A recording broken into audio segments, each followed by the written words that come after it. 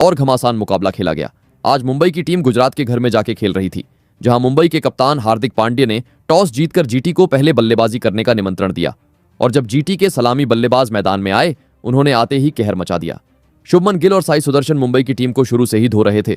10 की run rate से खेलते हुए दोनों ने 6 ओवर में ही जीटी के स्कोर को 66 तक पहुंचा दिया था। बिना कोई विकेट गंवाए 8 ओवर हो गए थे।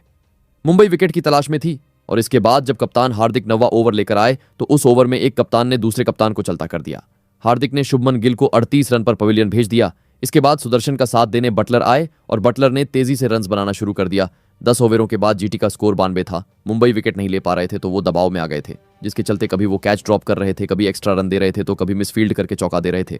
बटलर ने तो मुंबई की कमर ही तोड़ दी थी, लेकिन फिर 14वें ओवर में जाके मुंबई ने बटलर को रोक दिया। नूर अहमेद ने बटलर को 39 रन पर चलता कर दिया। इसी बीच साई सुदर्शन ने 33 गेंदों में अपना 50 पूरा कर दिया।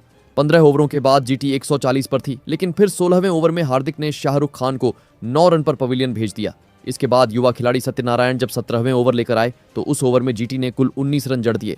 रदरफोर्ड और साई सुदर्शन अंतिम ओवरों में लगातार बाउंड्रीज बटोर रहे थे।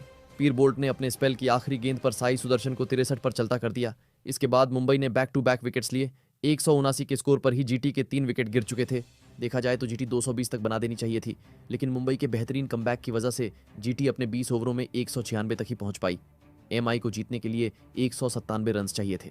इसके बाद चेस करने उतरी मुंबई की टीम और पहले ही ओवर में रोहित ने सिराज को 2 चौके लगा दिए थे, लेकिन फिर अगली ही गेंद पर सिराज ने रोहित ने डंडे ही उखाड़ दिए।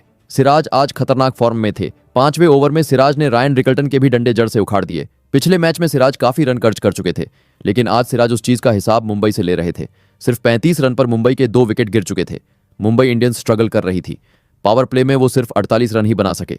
इसके बाद सूर्या और तिलक वर्मा मुंबई के पारी को धीरे धीरे आगे बढ़ा रहे थे। 11 ओवरों के बाद मुंबई 97 रन पर थी। दोनों सेट हो गए थे, लेकिन फिर 12वें ओवर में प्रसिद्ध कृष्णा ने तिलक वर्मा को 39 रन पर चलता कर जीटी को तीसरी सफलता दिला दी। इसके बाद सूर्या को रॉबिन मिन्स का साथ चाहिए था, लेकिन वो भी चलते बने। इसके बाद कप्तान हार्दिक पांड्या आए और जहां रिक्वायर्ड रन रेट लगभग 20 तक पहुंच चुका था, वहां पर हार्दिक बेहद ही धीमी बल्लेबाजी कर रहे थे, जिसके बाद प्रेशर सूर्या पर आ गया था और उसी के चलते लंबा शॉट मारने के चक्कर में सूर्या भी अपना विकेट दे बैठे। सूर्या 45 रन पर आउट हो गए। मुंबई की टीम को हमें अब भी 78 रन चाहिए थे और हाथ में सिर्फ 5 विकेट ही थे और मुंबई की टीम इस मुश्किल टारगेट को चेस करने में असफल रही, क्योंकि हार्दिक भी 16 गेंदों में 11 रन बनाकर आउट हो गए, जिसके चलते मुंबई की टीम इस सीजन में अपना दूसरा मैच भी हार चुकी है।